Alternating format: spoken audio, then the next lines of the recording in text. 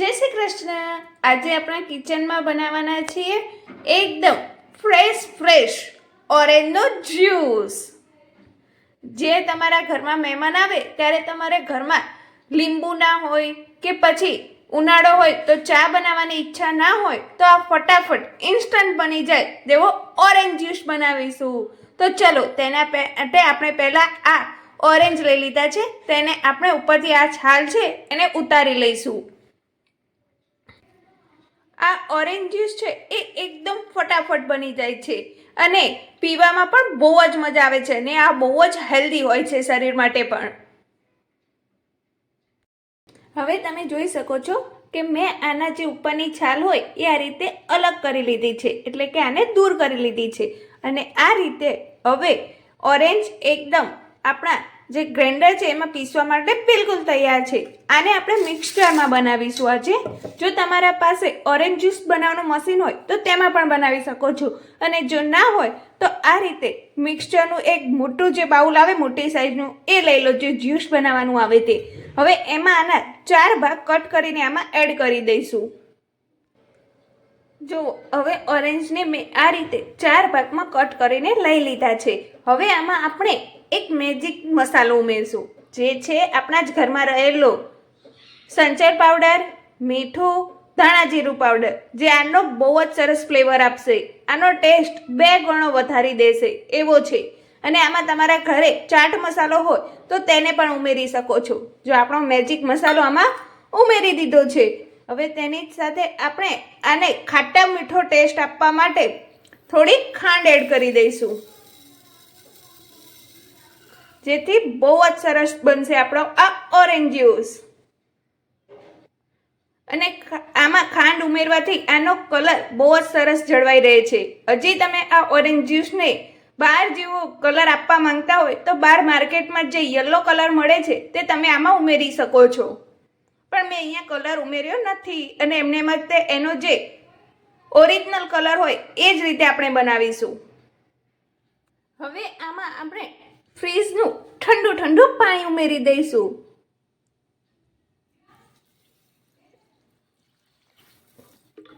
આમાં આપણે પાણી ઉમેરી દીધું છે। હવે આને આપણે ક્રશ કરી લઈએ। ચલો ઢાંકણ બંધ કરીને હવે આને મસ્ત મજાનો ક્રશ કરી લઈએ। ચલો હવે આપણે આને ક્રશ કરી લીધું છે, એટલે હવે આનું ઢાંકણ ખોલીને આપણે ચેક કરી લઈએ।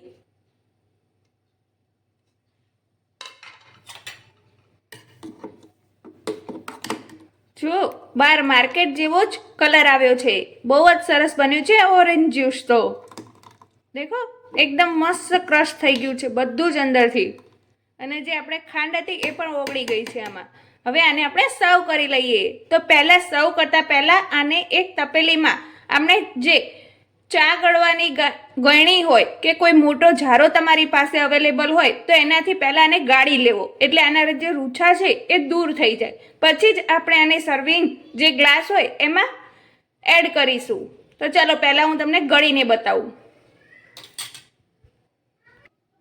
જો આપણો જે જ્યુસ તૈયાર થયો છે, જે શરબત આપણો ઓરેન્જનો, એ હવે આ એક તપેલી લઈ લીધી છે, એની ઉપર આ રીતે મેં એક મોટા જે કાણાવાળો ઝારો આવે એને આ રીતે એડ કરી દીધો છે। હવે આમાં આપણે એને ગાળી લઈશું। જે મોટા કાણાવાળી આવે તે તમે લેશો તો આ ઝડપથી ગળાઈ જશે, નહીતર વાર લાગશે।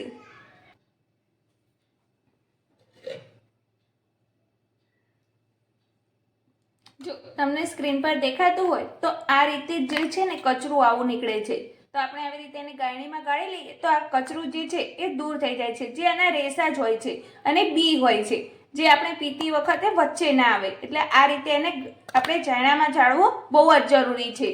જો આ જ રીતે મેં બીજો લઈને પણ એને ગાળી દીધું છે, અને તમે આ રીતે ચમચાથી એને હલાવતા જશો તો એ ફટાફટ ગળાઈ જાય છે।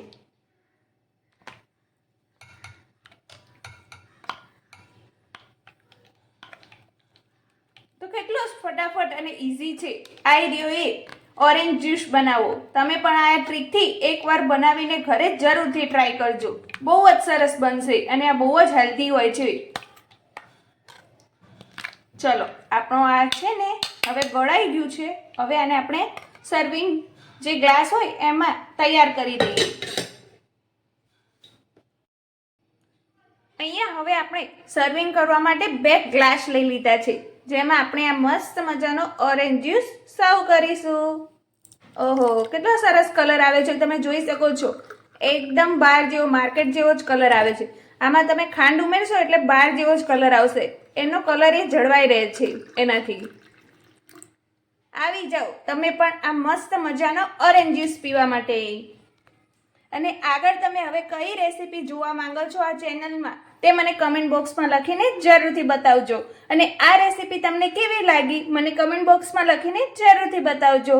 અને તમે હજી આ ચેનલ ઉપર નવા આવ્યા હોય અને હજી સુધી આ ચેનલને સબસ્ક્રાઇબ ના કરી હોય તો ગાઈઝ પ્લીઝ સબસ્ક્રાઇબ કરી દો અને નીચે આપેલા બેલ આઇકનને જરૂરથી પ્રેસ કરી દો, તેથી હું જ્યારે પણ વિડીયો અપલોડ કરું તો તમારા સુધી એની નોટિફિકેશન સૌથી પહેલાં પહોંચે. તો ચલો હવે મળીએ આપણે એક નવા જ વિડીયો સાથે, એક નવી જ રેસીપી સાથે. ત્યાં સુધી બાય બાય, ટેક કેર, જય શ્રી